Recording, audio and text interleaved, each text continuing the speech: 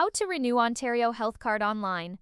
To renew your Ontario Health Card online, go to serviceontario.ca/renew cards. But first, make sure you're eligible. You can renew online if you have a valid driver's license, your address hasn't changed in the last 90 days, and your health card already has a current photo and signature. Once you confirm that, visit the website and log in using your driver's license number to verify your identity. Next, follow the step-by-step instructions to complete the renewal process. It's quick and takes just a few minutes. After that, you'll be able to print temporary documents that you can use until your new health card arrives.